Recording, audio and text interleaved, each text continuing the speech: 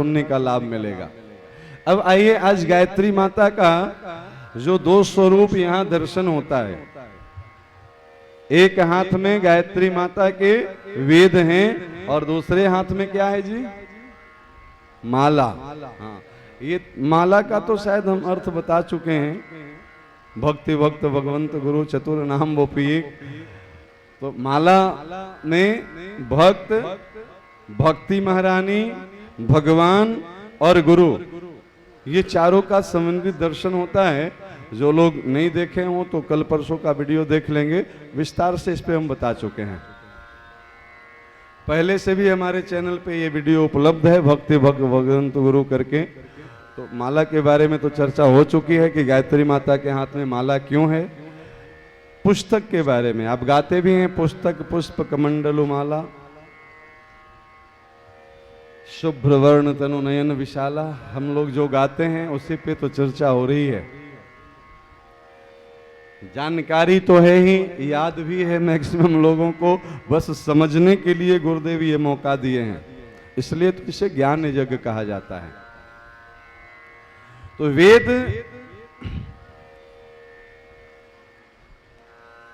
वेद का मतलब होता है ज्ञान, और गायत्री माता को वेद माता भी कहते हैं। वेद माता, देव माता, विश्व माता को नमन।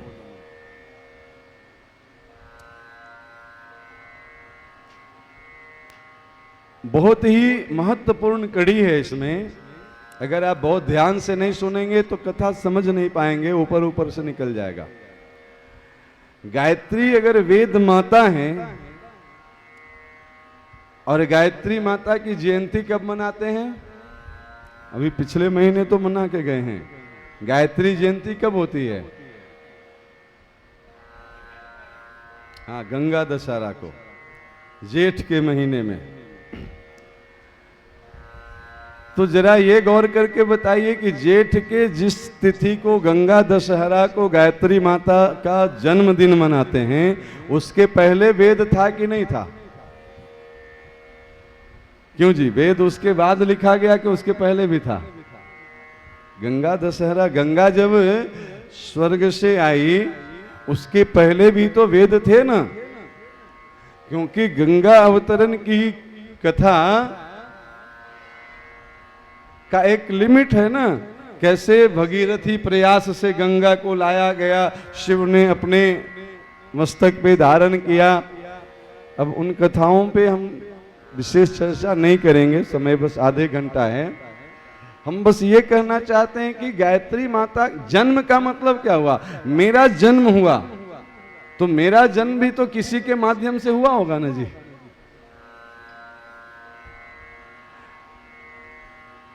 फिर गायत्री को वेद माता क्यों कहा जाता है? माता का मतलब ही होता है जो जननी हो। ये थोड़ी कंट्राडिक्टरी बातें नजर आएगी, दोनों में विरोधाभास है कि नहीं? अगर गायत्री वेदों की जननी है तो गायत्री के पहले वेद थी कि नहीं? गायत्री की भी उत्पत्ति की कथा है पुराणों में। वेद के बारे में क्या कहा जाता है? तो भगवान राम के जन्म की स्तुति गाएंगे तो पंक्ति मिल जाएगा, ब्रह्मांड निकाया निर्मित माया रोम रोम प्रतिवेद कहे। भगवान के रोम रोम से वेद की उत्पत्ति होती है। अरे भगवान की तो चले क्या, भगवान के भक्तों के रोम रोम से वेद की उत्पत्ति होती है। भगवान के भक्त कौन है? भगवान नारायण के वाहन कौन है? भगवान गरुड़, गरुड़ पे चलते हैं। गरुड़ की जब जब पंख हिलती है तब तब उनके पंखों से वेद ध्वनि होती है, वेद का उच्चारण होता है। कभी देखे हैं आप? नहीं देखे हैं तो देख लीजिएगा। मंदिर में जो घंटी बजाते हैं ना, भगवान की आरती और भोग जब लगती है तो घंटी के ऊपर में गरुड़ चिन्ह होता है। वो ऐसे ही फैशन नहीं है, उसका विज्ञान है। बिना वेद मंत्र के भगवान कुछ स्वीकार ही नहीं करते हैं। आप 56 भोग लगा लो, वेद मंत्र पाठ नहीं करो तो भोग नहीं लगाएंगे। बिना तुलसी दल का गोविंद भोग नहीं रोकते हैं और बिना वेद मंत्र का वो पान नहीं करते हैं। अब आप कहेंगे कि तो हमको तो वेद मंत्र आता ही नहीं है, हम कभी वेद पढ़े ही नहीं। तो आपके लिए एक बढ़िया व्यवस्था करी है हमारे ऋषियों ने।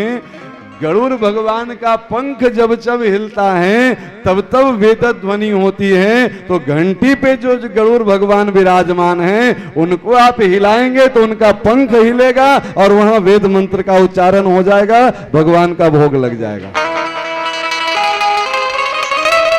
अरे आपको नहीं आता है तो जिसको आता है उसके साथ हो जाइए, आपके साथ वेद ध्वनि उच्चारण हो गया। भैया हमारे पास वेद मंत्र की जानकारी नहीं है तो क्या हम भगवान को भोग नहीं लगा सकते हैं? लगा लीजिए, 4 बार घंटे हिला लीजिए, गरुड़ जी का पंख हिलेगा और एकदम चकाचक जो है सो भोग का मंत्र उच्चारण हो जाएगा। ये सब मंदिर में जो जो चीजें रखी है ना, एक एक चीज का विज्ञान है, वो फैशन की वस्तु नहीं है। मंदिर में शंख है, मंदिर में चवर है, मंदिर में जल पात्र है, एक एक चीज की अद्भुत व्याख्या है। और ये जानना आपके लिए बहुत जरूरी है। इसीलिए गायत्री माता के एक हाथ में वेद है, मतलब गायत्री को जानना है तो वेद को जानो, तब समझ में आएगा गायत्री। क्योंकि गायत्री वेद मंत्र है और 1 2 नहीं, 4 वेदों में गायत्री मंत्र आते हैं। अब दूसरी सवाल उठता है कि जब गायत्री माता का पहले से वेद उपलब्ध है, उनके जन्म के पहले से, तो फिर उनको वेद माता हम क्यों कहते हैं? इसका अर्थ समझ लीजिए। गायत्री महामंत्र में वो सामर्थ्य है, इसमें जो 24 शब्द गुथे गए हैं उसका ऐसा सामर्थ्य है कि उन 24 अक्षर को जब आप बोलते हैं तो शरीर की 24 ग्रंथियों पे वो चोट करता है और उससे आपकी ब्रह्म ग्रंथि जागृत होती है। और गायत्री मंत्र जपते जपते आपको वो ब्रह्म ग्रंथि इतनी खुल जाती है कि फिर आपके जीवन में वेद प्रकट होता है। तो जहां जहां गायत्री माता के जब से वेद प्रकट हुआ तो वेद को प्रकट करने वाली ये मंत्र है, इसलिए इसको वेद माता कहा जाता है। आप परम पूज्य गुरुदेव को ही देख लीजिए, किताबी ज्ञान अगर देखें तो 4th क्लास 5वीं तक पढ़े थे और वो 4th 5वीं तक पढ़ा हुआ व्यक्ति का लिखा हुआ ग्रंथ पे आज बड़े बड़े लोग PhD डिलीट कर रहे हैं। तो ये ज्ञान कहां से प्रकट हुई गुरुदेव के जीवन में? तो गायत्री के महापुरुष चरण से। गायत्री करते करते वेद प्रकट हो गए वहां। आज भी आप भी चाहें तो अपने जीवन में गायत्री का प्रयोग करके ज्ञान को प्रकट कर सकते हैं। तो ज्ञान को प्रकट करने के कारण इनका नाम वेद माता रखा गया। इसीलिए वेद को श्रुति कहा जाता है। वेद पढ़ने से समझ में नहीं आएगा। आप रोज सुनते हैं भद्रम कर्णवे शृणुयाम देवा, वेद मंत्र है, ये समझ में आता है? ये पढ़ने से नहीं, ये सुनने से समझ में आता है, इसलिए श्रुति कहा जाता है इसको। यही कारण था, एक समय था जब हमारे ऋषियों ने कल बता रहे थे ना, ब्रह्म वशिष्ठ विश्वामित्र का श्राप क्या है, ये सबको नहीं पढ़ना है। अब लोग इसको गलत अर्थ में ले लिए, अच्छा इसको जातिवाद से जोड़ दिए, ये ब्राह्मणों के लिए है, हम भी पढ़ेंगे, देखते हैं आप क्या करेंगे, कर लीजिए। राइफल बनी है तो ठीक है, पर सबके हाथ में देने के लिए नहीं बनी है, समझे कि नहीं? उसको प्रयोग करने की विधि भी आनी चाहिए और विवेक भी होना चाहिए कि कहां प्रयोग करना है। आपके हाथ वेद लग भी जाए और आप पढ़ भी लीजिए तो कुछ हाथ लगने वाला नहीं है, क्योंकि वेद पढ़ने से समझ में आता। तो भगवान भी जब अवतार लेकर के आए तो उस राम को वशिष्ठ के चरणों में बैठ करके पढ़ने की क्या जरूरत पड़ी जी? गुरु गृह गए पढ़न रघुराई, अल्पकाल विद्या सब पाई। अल्पकाल में सब इसलिए पा लिए कि वेद तो वो खुद ही हैं, लेकिन हमारे आपके जैसे लोगों को ये समझाने के लिए भगवान भी जब इस धराधाम पे आते हैं तो गुरु सत्ता को प्रणाम करके उनके चरणों में बैठ कर पढ़ते हैं। अच्छा, दशरथ जी के पास इतना पैसा नहीं था कि वो घर ही बुला लेते ट्यूशन पढ़ाने के लिए कि आप आइए हमारे बच्चों को पढ़ा दीजिए। फिर बच्चों के मन में वो गुरु भाव नहीं जगेगा, समझे कि नहीं। फिर तो ये हो जाएगा कि अच्छा ये तो ट्यूटर पैसा देते हैं तो पढ़ाते हैं। तो वेद पढ़ना हो ना तो संत सदगुरु के चरणों में बैठ करके, और कैसे पढ़ने का विधि बताया गया है गीता जी में। तद विद्धि प्रणिपातेन परिप्रश्नेन सेवया। समझ में आया? वेद मंत्र है ये। गीता को उपनिषद कहते हैं, उपनिषद वेद का ही तो पाठ है। तद विद्धि प्रणिपातेन परिप्रश्नेन सेवया, ये वेद पढ़ने का विधि है। विधि ही नहीं समझ में आ रहा है तो वेद कहां समझ में आएगा जी। तद विधि, उसका विधि क्या है? तो प्रणिपातेन, जहां आप बैठ करके वेद पढ़ने जाइए, उन गुरु के चरणों में पहले प्रणाम करिए। प्रणिपात पूर्वक। अब प्रणाम कैसे करिए? दूर से ऐसे नहीं कि लग रहा है कि थप्पड़ मार रहा है कि प्रणाम कर रहा है, पता ही नहीं चल रहा है। दंडवत प्रणाम, दंड मतलब डंडा, डंडे के जैसा पड़ जाइए। पर ये महिलाओं के लिए नहीं, उनको जो है सो पंचांग प्रणाम, घुटना से झुक करके। तो तद विद्धि प्रणिपातेन, पहले तो प्रणाम करिए। अब परिप्रश्नेन सेवया, सेवा भाव से प्रश्न करिए। सेवा भाव का मतलब सेवक और सामान्य लोगों में अंतर यह होता है कि सेवा अपने शिव के अनुरूप माहौल देख करके सवाल करते हैं। हम गुरु जी के पास पढ़ने आए हैं, गुरु जी किस काम में व्यस्त हैं। अब गुरु जी हवन कर रहे हैं और हम कहें कि हमको वेद पढ़ा दीजिए, तो क्या पढ़ा देंगे गुरु जी? गुरु जी माला जप रहे हैं और बच्चा कहे गुरु जी पहले पढ़ा दीजिए, मेरा टाइम हो रहा है, समझे कि नहीं? नहीं, सेवा भाव से जाएं। परिप्रश्नेन सेवया, पहले देखें कि गुरु जी प्रसन्न चित्त मुद्रा में बैठे हैं, तब विनम्रता पूर्वक उनसे निवेदन करें कि भगवान आपकी कृपा हो तो कुछ ज्ञान की प्राप्ति करवा दें। ये विधि है वेद पढ़ने की। लोग इतने ज्यादा समझदार हो गए कि हम खुद ही पढ़ लेंगे, हम सब समझ लेंगे। आप पढ़ भी लेंगे, समझ भी लेंगे तो अर्थ का अनर्थ निकाल करके रख देंगे।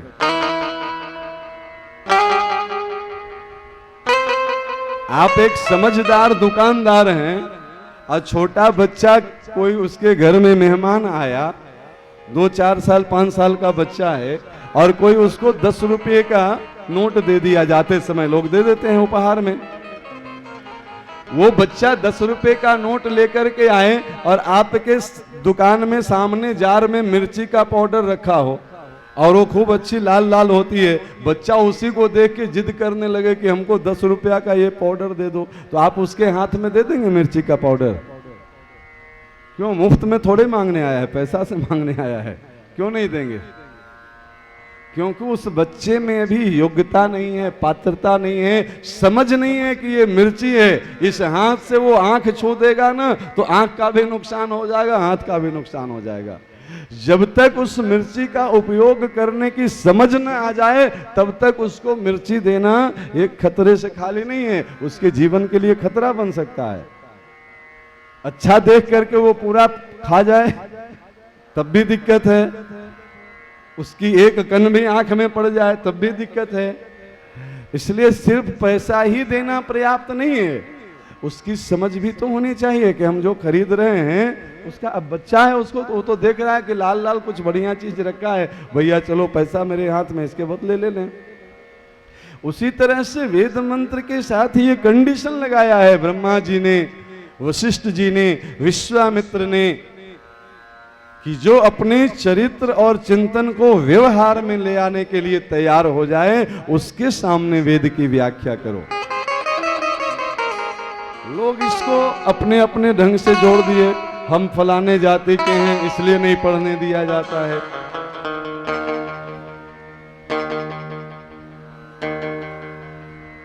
अपने धर्म की खूबसूरती जरा समझिए। अगर हमारे यहाँ जाति पाति की व्यवस्था होती एक ही समय में चारों संप्रदाय के संत पूजे जा रहे थे इसी काशी में। एक ही समय में वर्तमान में काशी में गोस्वामी तुलसीदास जी रह रहे थे, वहीं आसपास में कबीरदास जी रह रहे थे, उसी काशी में संत रैदास रह रहे थे, और उन्हीं के संरक्षण में मीराबाई भी पल रही थी। अब जरा आप गौर करके देखिए कि तुलसीदास जी किस वर्ग से थे, तो उनका जन्म ब्राह्मण परिवार में हुआ था। कबीरदास जी के बारे में आप क्या जानते हैं? तो उनका जन्म तो ब्राह्मण परिवार में हुआ था, पर उनका लालन पालन एक मलेच्छ के यहां हुआ था, जुलाहे के यहां हुआ था, इसलिए वो कॉम्बिनेशन पैक थे। और तीसरा संत रैदास जिनका जन्म चर्म काल कुल में हुआ था, और चौथा मीराबाई जो छत्ररानी थी। और ये चारों जातियों का, चारों संप्रदायों का संत एक साथ एक ही स्थान पे पूजे जाते थे। कहीं जातिवाद का विरोध होता? अरे बनारस के बड़े बड़े महात्मा संत रैदास के चरणों में बैठा करते थे ज्ञान प्राप्ति के लिए। कहां है जी हमारे यहां जातिवाद की व्यवस्था? ये तो भ्रष्ट राजनीति वाले ने, दुष्ट शासन और दुर्योधन ने मिलकर के ये आपस में लड़वा करके आपको वो लाभ ले रहा है। अगर ऐसी बातें होती तो उस समय सिर्फ गोस्वामी तुलसीदास जी पूजे जाते, ब्राह्मण वही थे। फिर लोग कबीरदास की वाणी सुनने क्यों जाते? फिर संत रैदास के बारे में इतनी जो व्याख्या हुई वो कैसे हो पाती? वो भी उस काशी में जो विद्वानों की नगरी है, जो मुक्ति का धाम है। ये हमारे धर्म की खूबसूरती है प्यारे।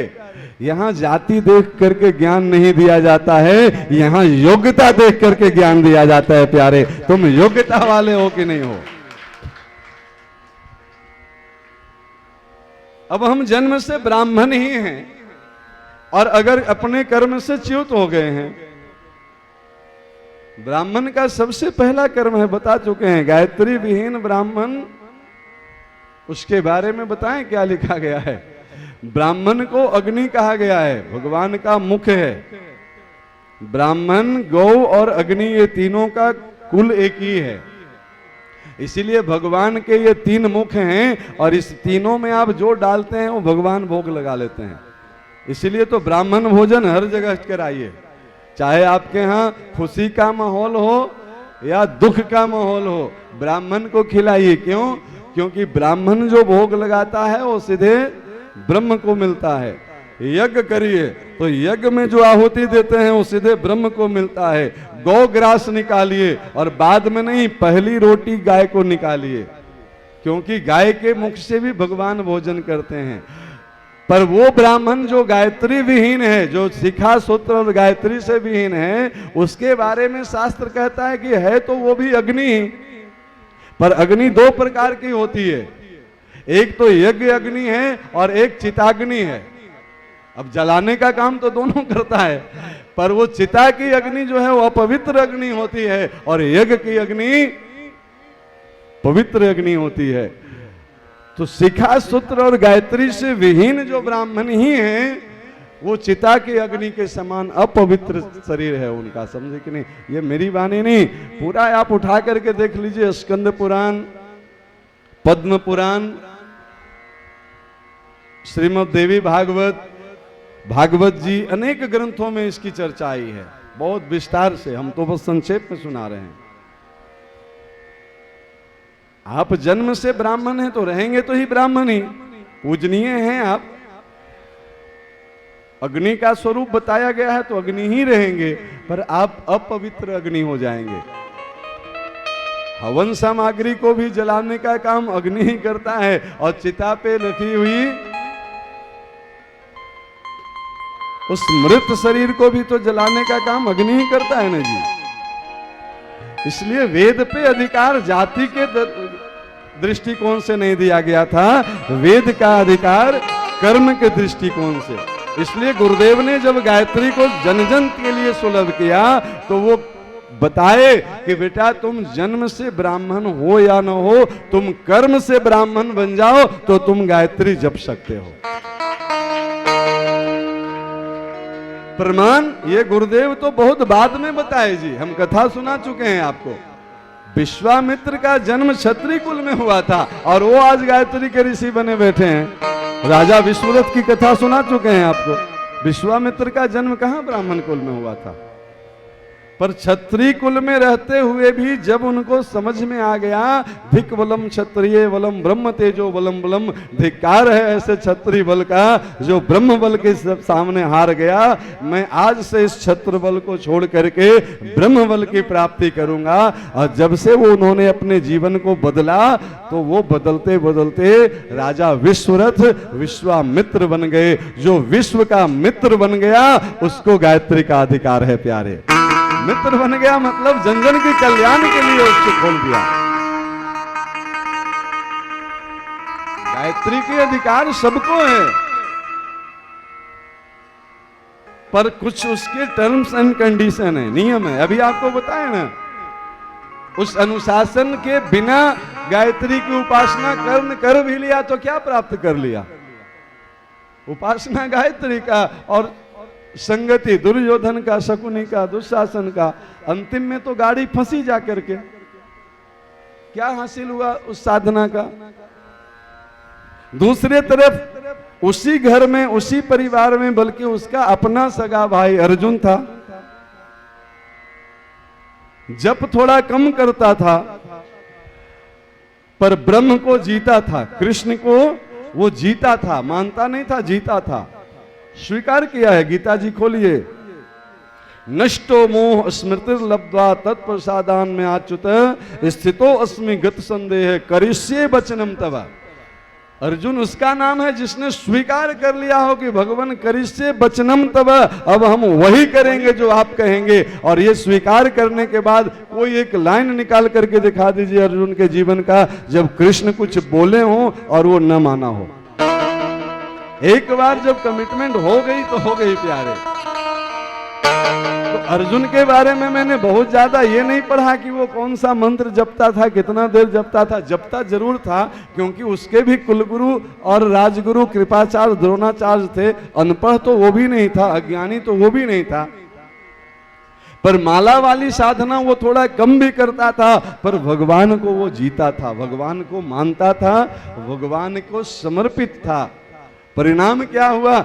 जब जब उसके जीवन में संकट के बादल घिरे तब तब मेरे गोविंद वहां पे अपनी चक्र लेकर के खड़े थे।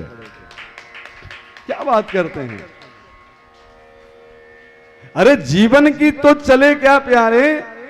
अभिमन्यु की पत्नी उत्तरा के गर्भ में जब अश्वत्थामा ने वो प्रहार किया था ब्रह्मास्त्र का, जो अपनी माता पिता को वचन देने के बाद भी कौशल्या के गर्भ में नहीं गए थे।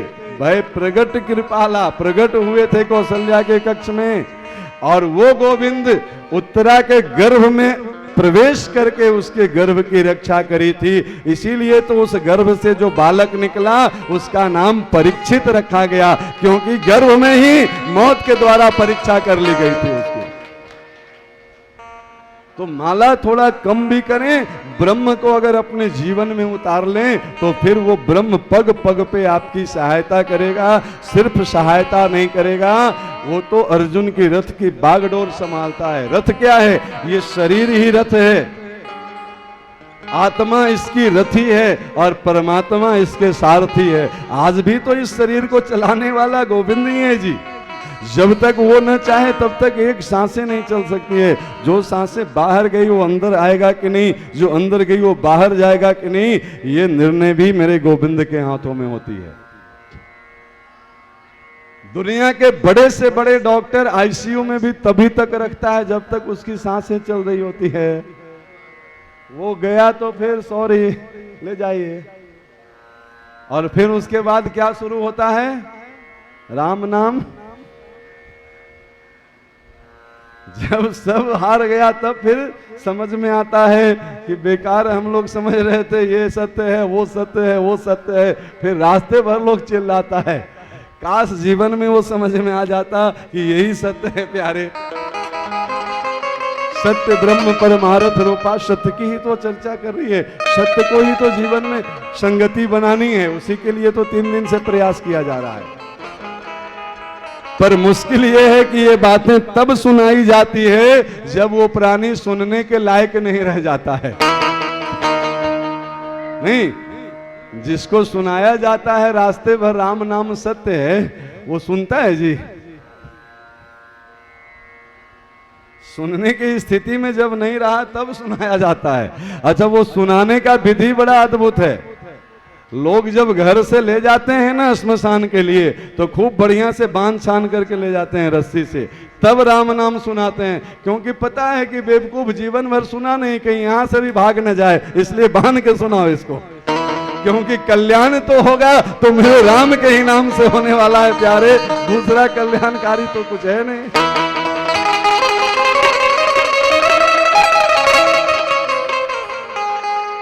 अब वो बांध छान करके सुनने के लिए तैयार हैं कि कथा पंडाल में हम तो जीते जी हर दिन लोगों को राम नाम सुनाने के लिए निकल गए कि भैया अभी सुन लो, इसी जीवन में जीते जी कल्याण हो जाएगा। समझे कि नहीं?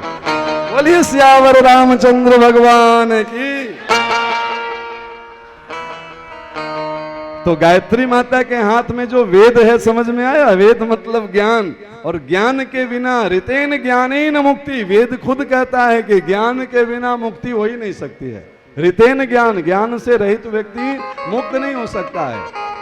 आप चाहे जितना भी धन कमा लें, लास्ट में वो धन के बंटवारा के लिए झगड़ा भले हो सकता है आपके घर में। एकरा में नॉमिनी हमर दिल हलो, तोरा कुछ होई में, ये करवा सकते हैं आप ज्ञान के बिना। ये फ्लैट हमर नाम से रजिस्ट्री हो, तोरा एकरा में एको कमरा न मिलतो, ये हो सकता है ज्ञान के बिना। मुक्ति तो नहीं हो सकती है, क्योंकि वेद स्वयं कह रहा है ऋतेन ज्ञानेन मुक्ति, ज्ञान के अभाव में मुक्ति हो नहीं सकती है। और ज्ञान प्रकट करने की सामर्थ्य जहां है उसको गायत्री कहते हैं, उसको सद्बुद्धि कहते हैं। तो इसलिए गायत्री माता जब दर्शन देती हैं तो सबसे पहले उनके हाथों में वेद होता है। आशीर्वाद कहां से दिया जाता है? हाथों से ना। तो गायत्री माता दिखा रहे हैं, देखो आशीर्वाद लेना है ना तो यहाँ आओ, वेद की शरण में, ज्ञान की शरण में, कृष्ण की शरण में। पर क्या कहें महाराज जी, हम लोग तो गायत्री परिवार के हैं, कथा तो सुन नहीं सकते हैं, है ना जी। हम तो भैया शिव चर्चा वाले हैं, तो हम बैठ करके ढोलक झाल पे चर्चा कर सकते हैं, पर हम भागवत कथा तो नहीं सुनेंगे। ये सिर्फ एक परिवार की घटना नहीं है, अनेक परिवारों की। अब हम नाम कितने लोगों का लें? ऐसा लोग अलग अलग दुकानदारी खोल करके रखे हैं और सबके यहाँ एकदम मुक्ति का सर्टिफिकेट मिलता है। मेरे यहाँ का रसीद कटवा लो, तुमको एकदम डायरेक्ट हम भेज देंगे। ये सब धोखा है, भ्रम है। सच्चाई क्या है? तो आइए गायत्री माता के शरण में। हे गायत्री माता, तेरी महिमा अपरंपार है। इसी के साथ आज की कथा पूरी करेंगे। समय की इजाजत इतना ही है, फिर कल चकाचक 2 बजे से आनंद करेंगे कथा का।